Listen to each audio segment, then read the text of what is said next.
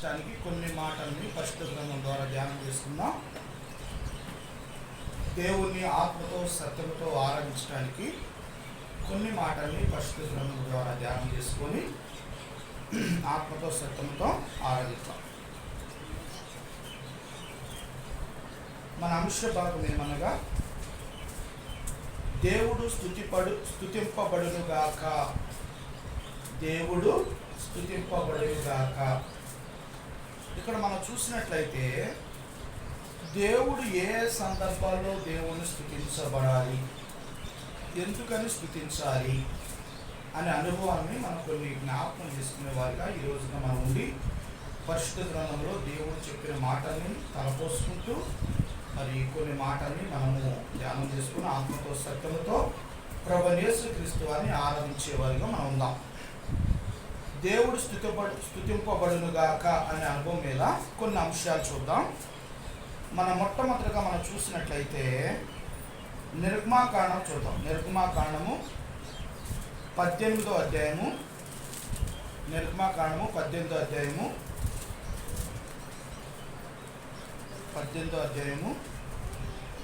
10-11 వచనాలు కలిసి చదువుకుందాం. నిర్గమాకాండము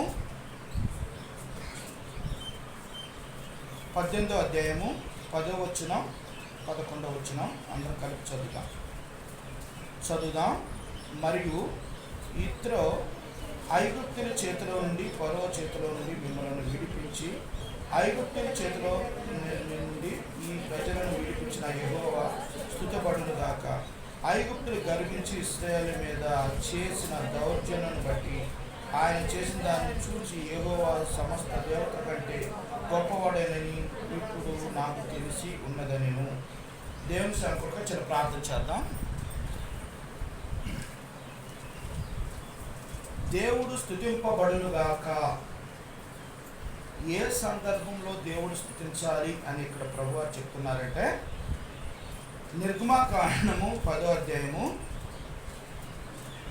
18వ అధ్యాయం 10వ వచనంలో మనం మాట చదువుకుంటూ వచ్చాం. మరియు ఇద్దరు ఐగుప్తుల చేతిలో నుండి ఫరో చేతిలో నుండి మిమ్మల్ని విడిపించి ఐగుప్తుల చేతి క్రింద నుండి ఈ ప్రజలను విడిపించిన యెహోవా స్తుతింపబడునుగాక.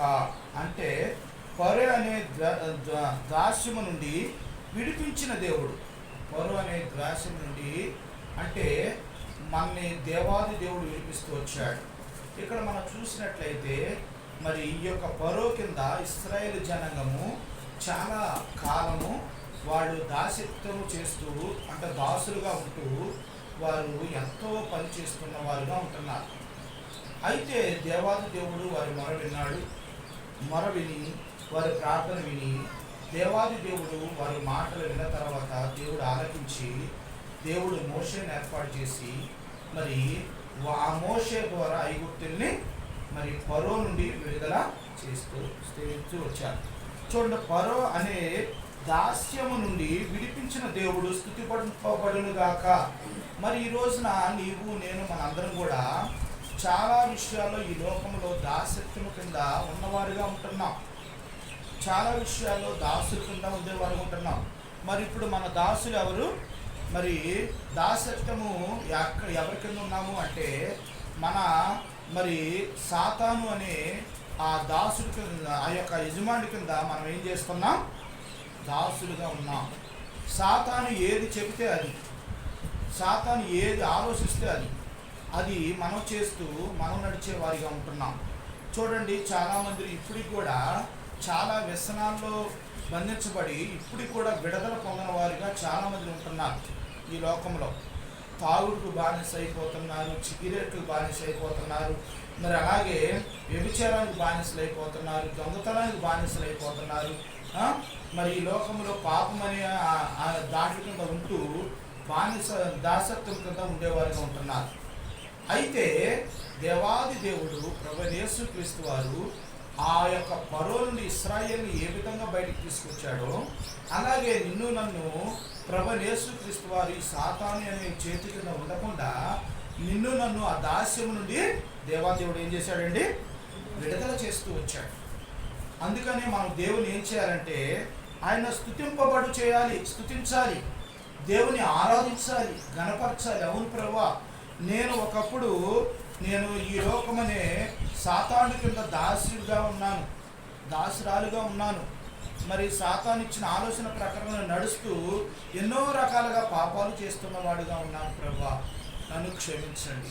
మరి ఈ రోజున యేసుక్రీస్తు వారు లేకపోతే ఆ దాసుడి కింద ఉంటూ నరకానికి పాత్రలు అయ్యేవాళ్ళం. ఈ రోజున మేము మరి ఆ దాసత్వము నుండి విడుదల పొందాం. ఆ ఫరో సైన్యము, ఫరో దగ్గర నుండి ఇశ్రాయేలు ఏ విధంగా అయితే విడిపించారో అలాగే ఈ రోజున మమ్మల్ని కూడా ఈ లోకం నుండి ప్రత్యేకించుకొని మీ బిడ్డగా చేసుకున్న దేవా, మీకు వేలాది వందనాలు స్తోత్రాలని నాకు ఇచ్చే దేవుణ్ణి ఆత్మతో సత్యముతో ఆరాధించే వారిగా మనం ఉండాలని ప్రభు పేట మీకు మనం చేసుకున్నాను. ఇది మొట్టమొదటి అనుభవం.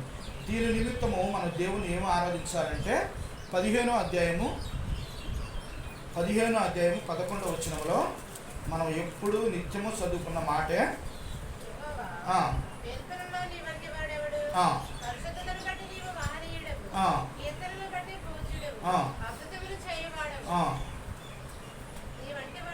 అది ఇక్కడ చూశారండి.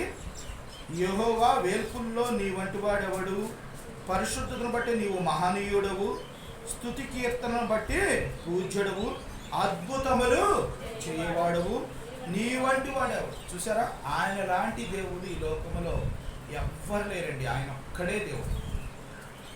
అందుకని ఆయన మనం ఏం చేయాలి, ఆత్మతో సత్యముతో ఆరాధించాలని ప్రభు పేరిట మీకు మనవి చేస్తున్నాను.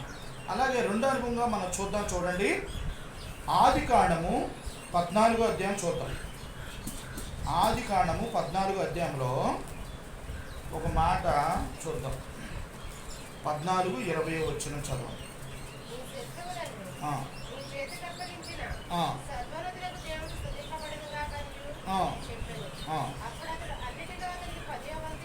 అది చూసారా, ఇక్కడ మనం చూసినట్లయితే నీ శత్రువుల చేతిలో పడకుండా కాపాడిన దేవుడు స్తుతింపబడును గాక. అర్థమైందండి? శత్రువు చేతిలో, ఇందాక మనం అనుకున్నాం కదా, శత్రువు అంటే ఎవరు? మనకి మనుషులు కాదండి. మనుషులు అనుకోమాకండి. నీకు ఏదైనా కీడు చేస్తే, నేను ఏదైనా తిడితే, నేను ఆళ్ళు తిడితే, వీళ్ళు తిడితే, నీ మీద నేరం మోపితే వాళ్ళు శత్రువులు అనుకోమాకండి. మన శత్రువు ఎవరు? సాతానుడు. సాతానుడు వాళ్ళలో ప్రవేశించి ఆ విధంగా చేసేటట్లుగా ప్రేరేపిస్తాడు తప్ప ఆ వ్యక్తి స్వతహాగా నీ మీదకు రాడు. ఎందుకు రాడు అంటే సాతాను ప్రేరేపిస్తూ వస్తుంటాడు. అందుకని ఎవరు కూడా మనం ఈ లోకంలో విరోధులుగా ఎవరిని కూడా మనం ఎంచేవారుగా మనం ఉండకూడదు, శత్రువులుగా ఎంచేవారుగా మనం ఉండకూడదు. అందుకని ఇక్కడ చూసినట్లయితే ఇక్కడ ఒక చక్కని మాట మనము 20వ వచనంలో చదువుకుంటూ వచ్చాం. నీ శత్రువులను నీ చేతికి అప్పగించి సర్వోన్నతులకు దేవుడు స్తుతింపబడును గాక అని చెప్పాను. అప్పుడు అతడు అన్నిటిలో అతనికి 10వ వంతు ఇచ్చాడు. 10వ వంతు ఇవ్వటం ద్వారా దేవుడు నిన్ను నన్ను ఏం చేస్తాడో ఆశీర్వదిస్తాడు. అందుకని ఇక్కడ చూసినట్లయితే మనం హెబ్రీయులకు రాసిన పత్రిక 7:4-7 వచనాల వరకు ఒక మాట చదువుకున్నట్లయితే మెల్కీసెదెకు అనే ఆ వ్యక్తి ఏ విధంగా ఘనుడయ్యాడో 10వ భాగం ఇవ్వటం వల్ల మనకు కనపడుతూ వస్తుంది. చూడండి, హెబ్రీయులకు రాసిన పత్రిక 7వ అధ్యాయము, హెబ్రీయులకు రాసిన పత్రిక 7వ అధ్యాయము 4-7 వరకు చదువు.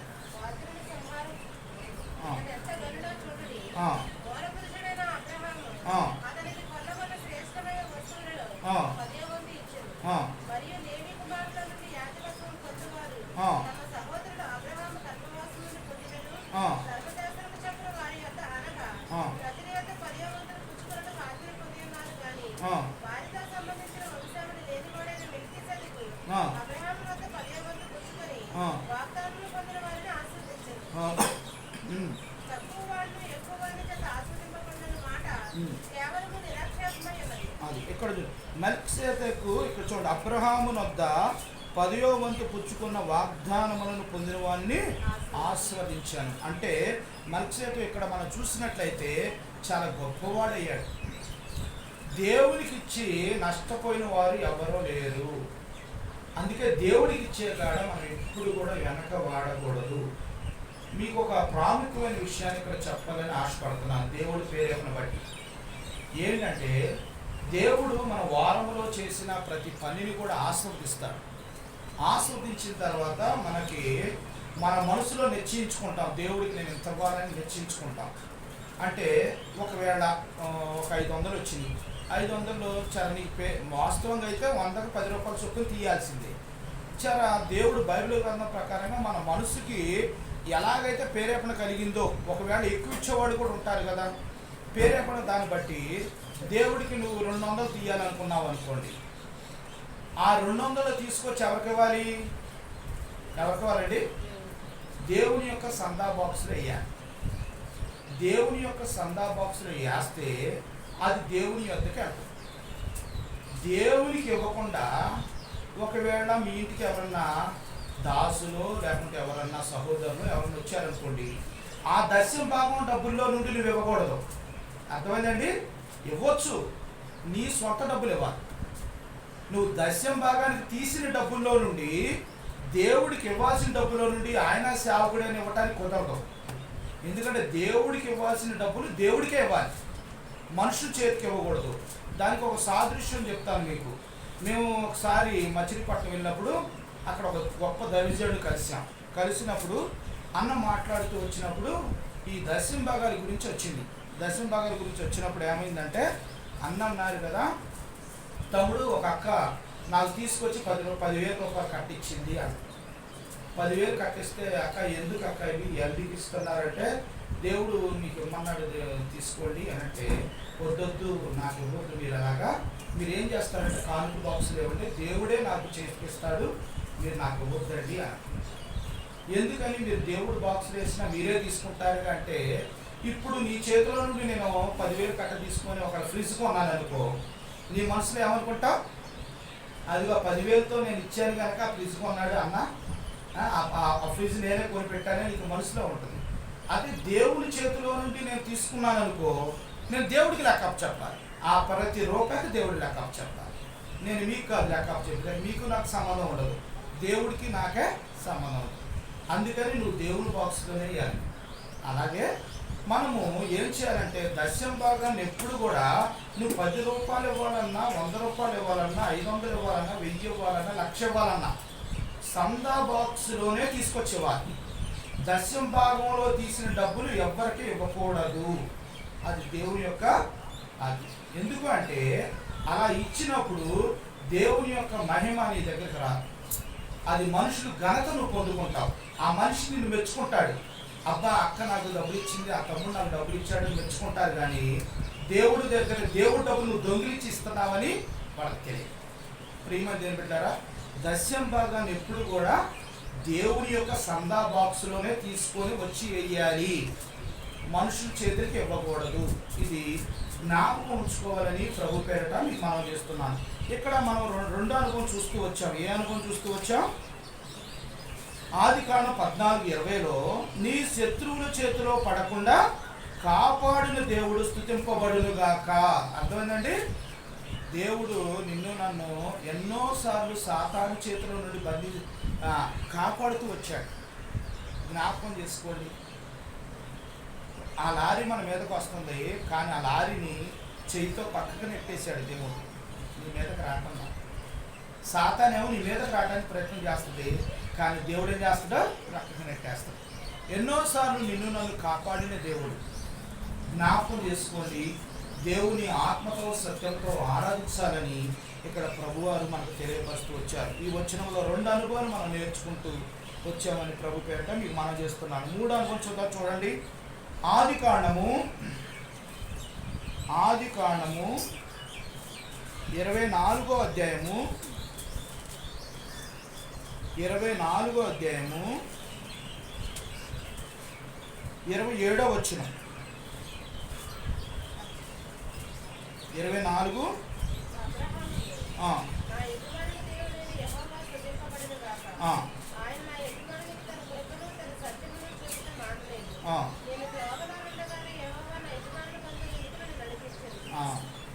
ఇక్కడ మనం చూసినట్లయితే 26, 27 కలిసి ఉంటాయి. మనం చూస్తే చూడండి, ఆ మనుషుడు తన తల వంచి యెహోవాకు మ్రొక్కి, అబ్రహామును నా యజమాని దేవుడైన యెహోవా స్తుతింపబడునుగాక, ఆయన నా యజమానికి తన కృపను తన సత్యమును చూపుటకు మానలేదు. నేను త్రోవలో నుండగానే యెహోవా నా యజమాని బంధువుల ఇంటికి నన్ను నడిపించిన. నేను చూసారా ప్రియమైన, ఇంతవరకు నడిపించిన దేవుడు స్తుతింపబడునుగాక. ఇంతవరకు నిన్ను నన్ను ఏ విధంగా నడిపించాడండి? ఇక్కడ అబ్రహాము దాసుడైన, మరి మనం దాసుని చూస్తూ వస్తున్నాం. ఈ దాసుడు దేవుని మాటకు లోబడి, అబ్రహాము మాటకు లోబడి తన ఇస్సాకైన యజమానుడు భార్య చేతడానికి వెళ్తూ వస్తున్నాడు. చూడండి, ఇక్కడ మనం చూసినట్లయితే దేవుడు ఆ వెంటనే ఆయన ప్రార్థన చేసిన వెంటనే జవాబు దయచేస్తూ వచ్చాడు. అంటే తనకు నడిపించిన దేవుడు స్తుతింపబడునుగాక అంటున్నాడు. అంటే దేవుడు ఇంతవరకు నిన్ను నన్ను నడిపిస్తూ వచ్చాడు. ఇప్పుడు వరకు మన కాళ్ళు అటు ఇటు వెళ్లకుండా సరైన మార్గంలో నడిచేటట్లుగా నిన్ను నన్ను చేస్తూ వచ్చిన దేవుడిని స్తుతించాలి, గణపరచాలి, మహిమపరచాలని ప్రభు పేరిట మీకు మనవి చేస్తున్నాను. అందుకని చూడండి, కీర్తన 48:14లో, కీర్తన 48:14లో ఒక మాట ఉంటుంది, చూద్దాం. చూడండి,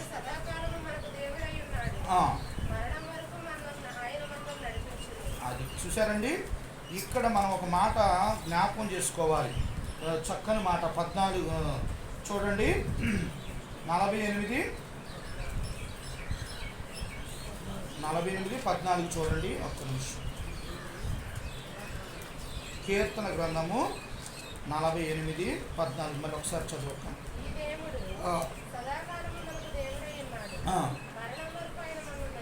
అది ఈ దేవుడు సదాకాలము మనకు దేవుడై ఉన్నాడు, మరణము వరకు ఆయన మనలను నడిపించాడు. నీకు మరి మనం మనుషుల వలె వాళ్ళు మధ్యలో చేయించేవారు కాదు. మనుషులు చెబుతారు కానీ అవసరానికి ఆదుకునేవారుగా ఉండరు. కానీ దేవుడు అలా ఉండడు. మాట ఇచ్చాడంటే మాట తప్పని దేవుడు. ఆయన ఏమంటున్నాడో చూసారా, చక్కని మాట. ఈ దేవుడు సదాకాలము మనకు దేవుడై ఉన్నాడు. ఈరోజు ఆ రోజుగా సదాకాలం ఆయన దేవుడై ఉన్నాడు, మరణము వరకు ఆయన మనలను, మరణం వరకు నీకు తోడుగా ఉండే దేవుడు, నిన్ను నడిపించే దేవుడు, నిన్ను కాపాడే దేవుడు, నిన్ను స్వస్థపరిచే దేవుడు, నీకు ఆరోగ్యాన్ని ఇచ్చే దేవుడు ఎవరండి? మన ప్రభు అయిన యేసుక్రీస్తు వారు. జ్ఞాపకం చేసుకోవాలని ప్రభు పేరట మీకు మనం చేస్తున్నాడు. అందుకనే మరణం వరకు ఆయన మనలను ఒక్కరోజు కాదు, 2 రోజులు కాదు, మన నిత్యము నడిపించే దేవుడు మన ప్రభు అయిన యేసుక్రీస్తు వారు. అందుకనే ఆ ప్రభు వారిని మనం ఏం చేయాలంటే, ఇంతవరకు నడిపించిన దేవుడు స్తుతింపబడునుగా, కానీ మనం ఏం చేయాలి? దేవుణ్ణి స్తుతిస్తూ రావాలని ప్రభు పేరట మీకు మనం చేస్తున్నాను. ఇది 3వ అనుభవం. 4వ అనుభవం చూద్దాం. చూడండి, ద్వితీయోపదేశకాండము 8వ అధ్యాయము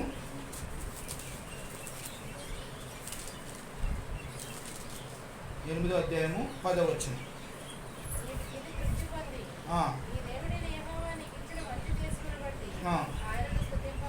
అది ఇక్కడ చూసారండి, మనము ఒక మాట చదువుకుంటూ వచ్చాం 4వ అనుభవంలో. మనకిచ్చిన మంచి స్థితిని బట్టి దేవుణ్ణి ఏం చేయాలట? స్తుతింపబడాలి. అందుకని ఇక్కడ 8:10లో ప్రభువారు చక్కని మాట, నీవు తిని తృప్తి పొంది నీ దేవుడని యెహోవా నీకు ఇచ్చిన మంచి దేశము నుండి ఆయన్ని స్తుతించవలెను. చూసారా ప్రియమైన దేవుని బిడ్డారా, మరి ఈ రోజున దేవుని నువ్వు ఏ విధంగా స్తుతిస్తున్నావు?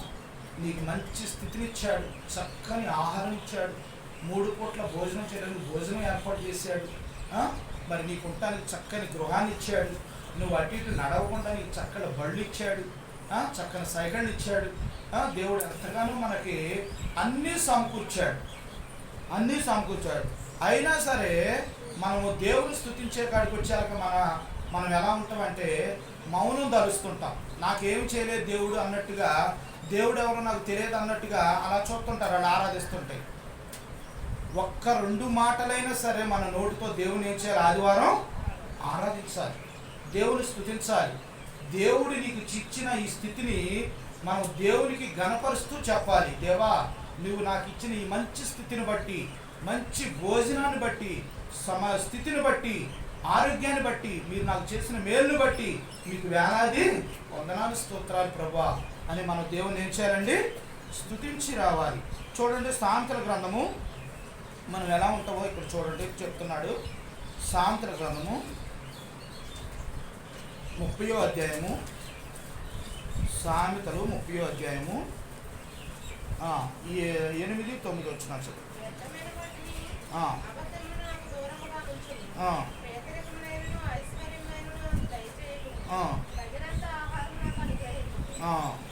చదవండి తర్వాత.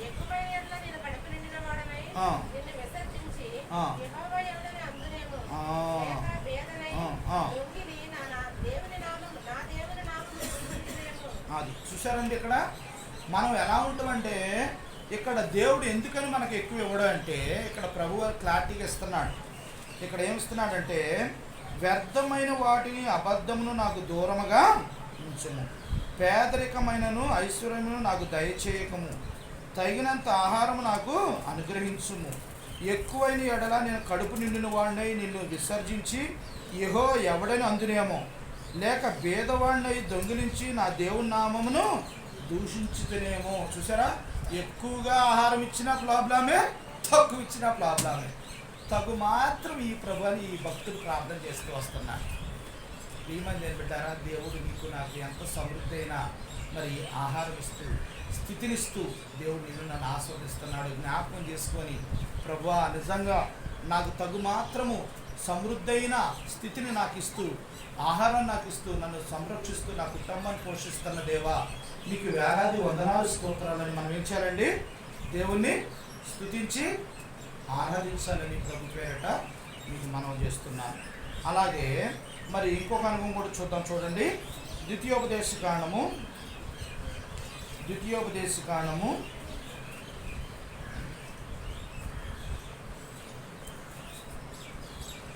33వ అధ్యాయము 20వ వచనం.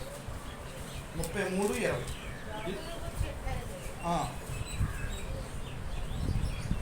అదే చదువు.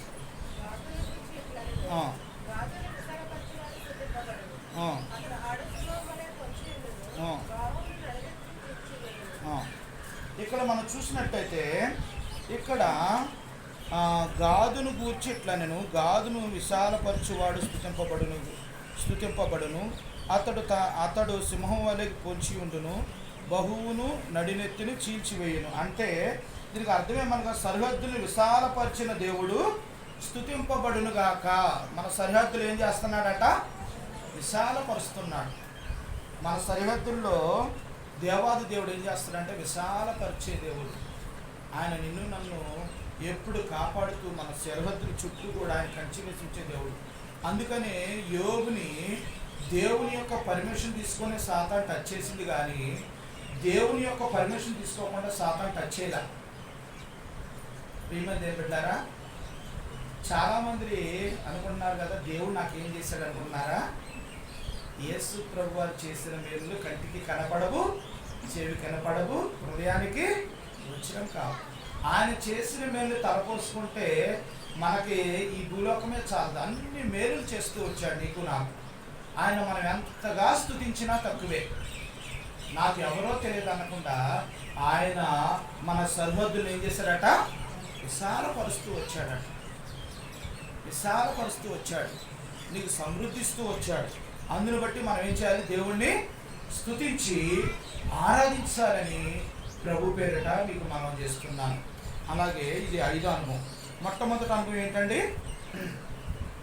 ఫరో అనే దాస్యము నుండి విడిపించ దేవుడు స్తుతింపబడును గాక. 2వ అనుభవం ఏంటండి? నీ శత్రువుల చేతిలో పడకుండా కాపాడిన దేవుడు స్తుతింపబడును గాక. 3వ అనుభవం ఏంటండి? ఇంతవరకు నడిపించిన దేవుడు స్తుతింపబడును గాక. తర్వాత 4వ అనుభవం ఏంటండి? మనకిచ్చిన మంచి స్థితిని బట్టి దేవుడు స్తుతింపబడును గాక. 5వ అనుభవం ఏంటండి? సరిహద్దులు విశాలపరిచిన దేవుడు స్తుతింపబడును గాక. 6వ అనుభవం చూడండి. కీర్తన 72 కీర్తన కలిపి 72వ కీర్తన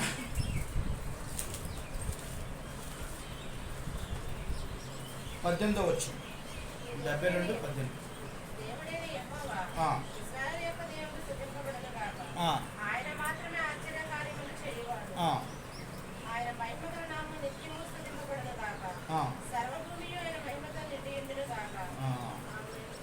ఇక్కడ మనం చూసినట్లయితే 72:18 మళ్ళొక్కసారి చదువుకుందాం. చదువుటక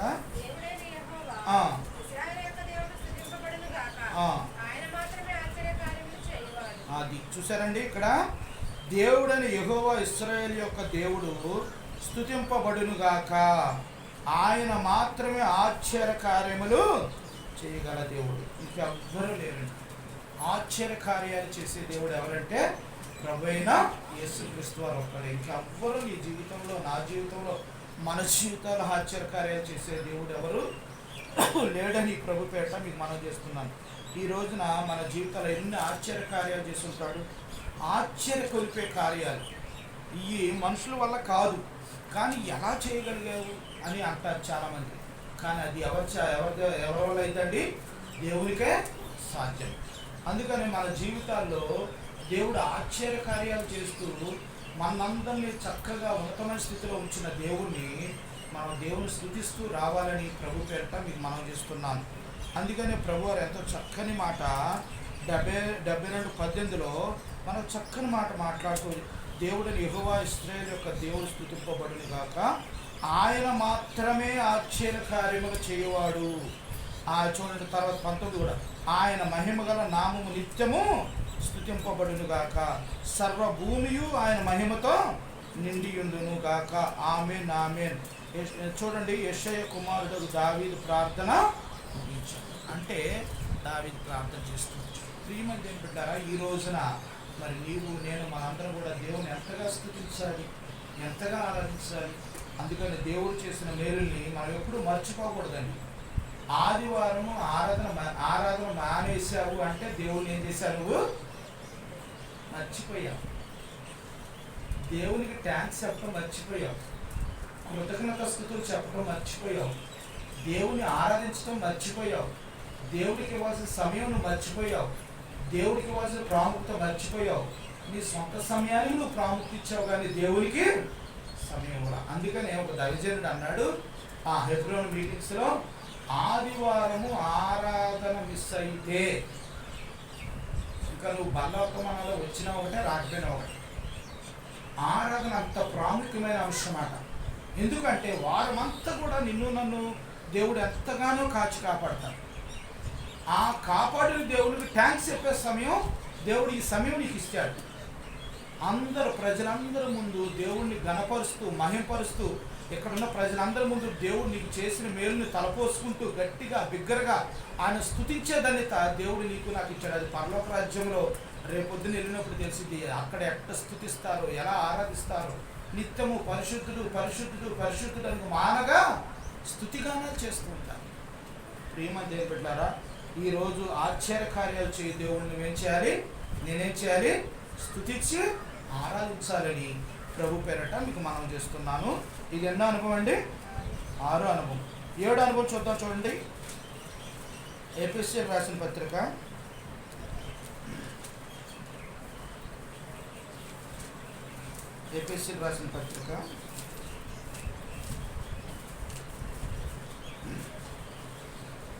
1వ అధ్యాయం 3వ వచనం చదువు.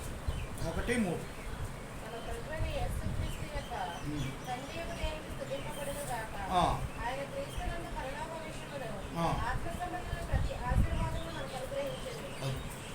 ఆత్మ సంబంధమైన ప్రతి ఆశీర్వాదములను మనకు అనుగ్రహించిన దేవుడు స్తుతింపబడునుగాక. మన ప్రభు అయిన యేసుక్రీస్తు యొక్క తండ్రి యొక్క దేవుడు స్తుతింపబడునుగాక. ఆయన క్రీస్తు నందు పరలోక విషయంలో ఆత్మ సంబంధమైన ప్రతి ఆశీర్వాదమును మనకు అనుగ్రహించాను. చూడండి ప్రియమైన దేవుని బిడ్డలారా, ఈ రోజున నిన్ను నన్ను దేవాది దేవుడు ఆత్మ సంబంధమైన ఆశీర్వాదాలు అంటే దేవుడు నిన్ను ఆశీర్వదించిన కానీ ఏంటంటే నిన్ను ఒకే స్థాయిలో ఉంచాల, ఉన్నతమైన స్థాయికి తీసుకెళ్ళడానికి దేవుడు ఆశపడుతూ వస్తున్నాడు. నిన్ను ఆరాధించే బిడ్డగా చేశాడు, పాటలు పాడే బిడ్డగా చేశాడు, వాక్యాలు చదివే బిడ్డగా చేశాడు, ఇతరులకు పంచేటట్లుగా చేశాడు. ఇలా రకరకాలుగా నిన్ను ఆత్మ సంబంధమైన ఆశీర్వాదాలతో నేను ఏం చేస్తున్నాడు, నింపుతూ వస్తూ దేవుణ్ణి నేను బలపరుస్తున్న దేవుణ్ణి నేను మనందరం ఏం చేయాలంటే దేవుని స్థితి ఆత్మ ఫలాలు అంటారు, ఆత్మ ఫలములు. అందుకనే ఈ ఫలాలను మనం కూడా ఎప్పుడు వృధా చేసుకోకూడదండి. మనం దేవుడిచ్చిన దాన్ని సద్వినియోగం చేసుకుంటూ సంతోషంగా దేవుని మనం ఏం చేయాలి, స్తుతించి ఆరాధించాలి, గణపరచాలి. ఈరోజు కూర్చున్న నీవు రేపు నిలబడి ఇక్కడ పులిపెట్ట మీద వాక్యం చెప్పేస్తే పులిపెట్ట మీద వాక్యం చెప్పే బిడ్డగా మారాలి. ప్రతి ఒక్కరు కూడా ఎవ్వరు ఇక్కడ నిలబడతాం నేను ఇంకొకళ్ళు ఎవరు మీకు గొప్పవాళ్ళం కాదు. ప్రభు ఇచ్చిన స్థితిది.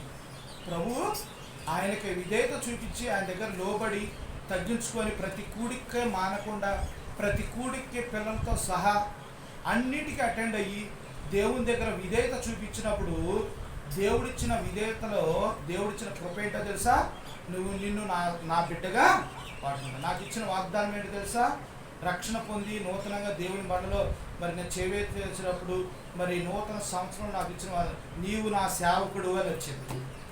నీవు నా సేవకుడు అని వచ్చినప్పుడు నేను ఏం చేశానంటే, నేను చదవలేదు, మరి ఎవరికి చూపించలేదు, బైబిల్లో పెట్టుకున్నాను, విశ్వాసంతో ప్రార్థన చేసుకుని చదువుదాం అనుకున్నా.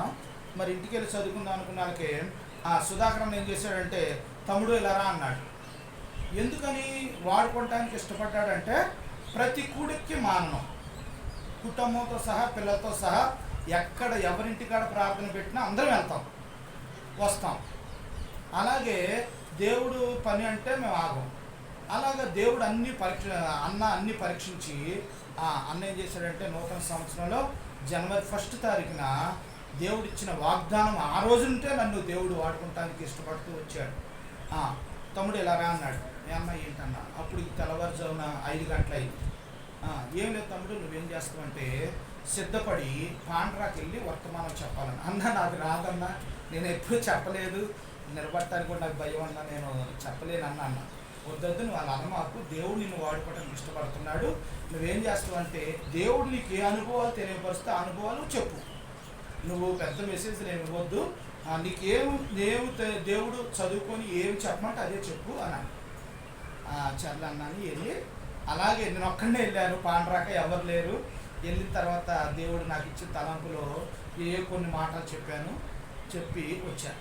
అప్పుడు దేవుని ఇంటికి వచ్చి వాగ్దానం చూస్తే ఏంటి, వాగ్దానంలో ఏముందో తెలుసా, నువ్వు నా సేవకుడువు, నేను నిన్ను నిర్మించాను. అప్పుడు దేవుణ్ణి గట్టిగా దేవుని హృదయపూర్వకంగా స్తుతించా. దేవా, నన్ను వాడుకోవటానికి మీరు ఇష్టపడినందుకు మీకు వందనాలు, స్తోత్రాలు ప్రభు.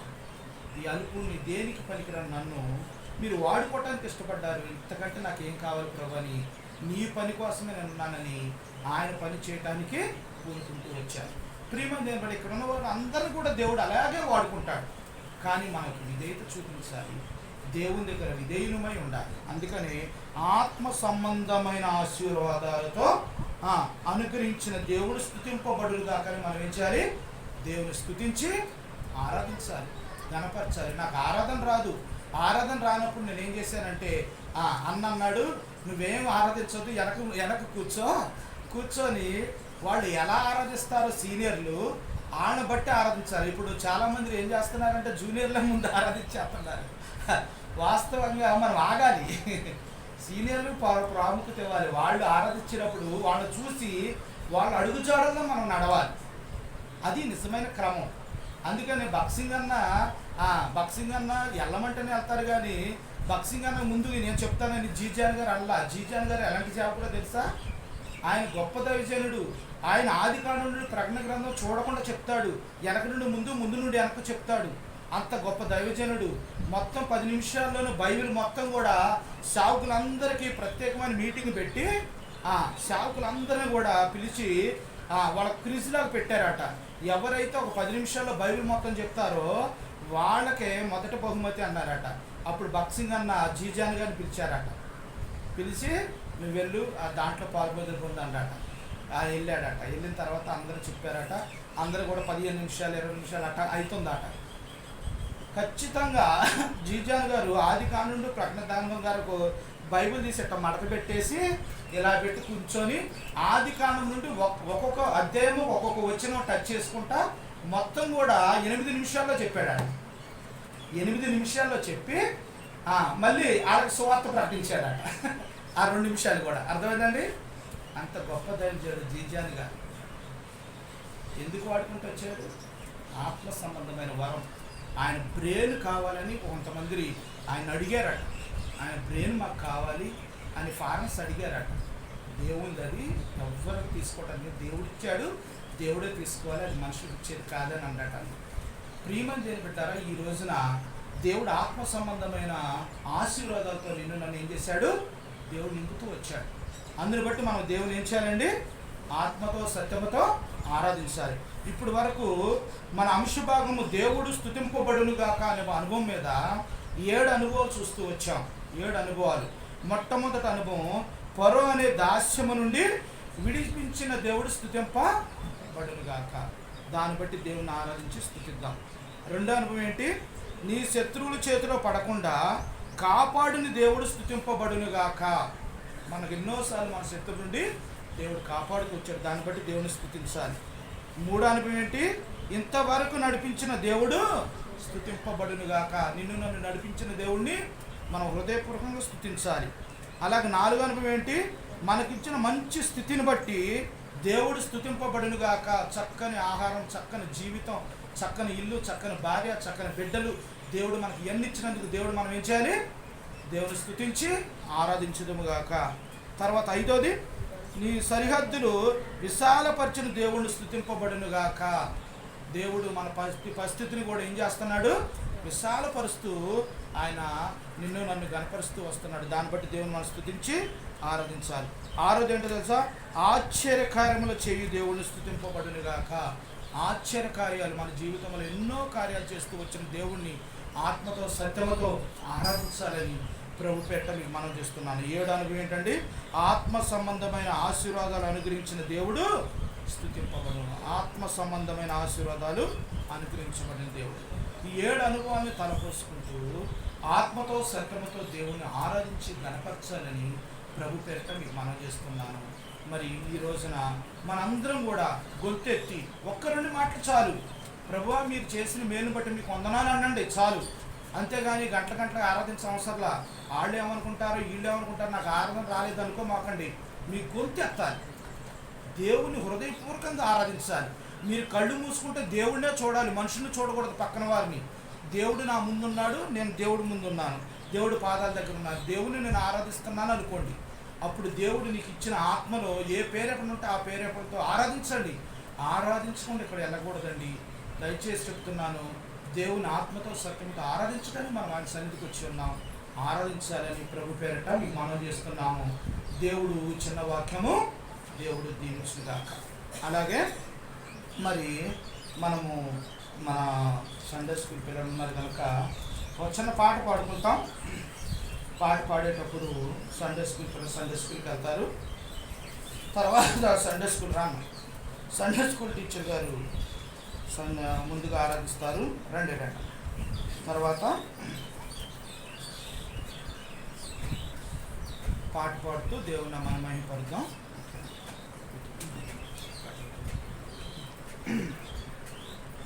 చిన్న పాఠ పుస్తకం నుండి 25 చూడండి. చిన్న పాఠ పుస్తకంలో 25 1, 2, 3 వచనాలు పాడుకుందాం.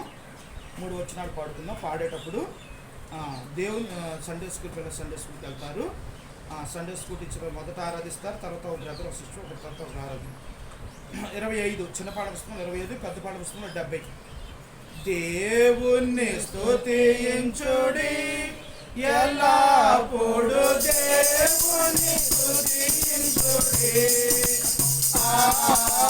దేవుని స్తుతించుడి ఎల్లప్పుడు, దేవుని స్తుతించుడి. ఆయన పరిశుద్ధ ఆలయమందు, ఆయన పరిశుద్ధ ఆలయమందు, ఆయన సన్నిధిలో ఆయన సన్నిధిలో ఎల్లప్పుడూ దేవుని స్తుతించుడి. దేవుని స్తుతించుడి, ఎల్లప్పుడూ దేవుని స్తుతించుడి. ఆయన బలమును ప్రసిద్ధి చేయు, ఆయన బలమును ప్రసిద్ధి చేయు. ఆకాశ విశాలమందు, ఆకాశ విశాలమందు ఎల్లప్పుడూ దేవుని స్తుతించుడి. దేవుని స్తుతించుడి, ఎల్లప్పుడూ దేవుని స్తుతించుడి.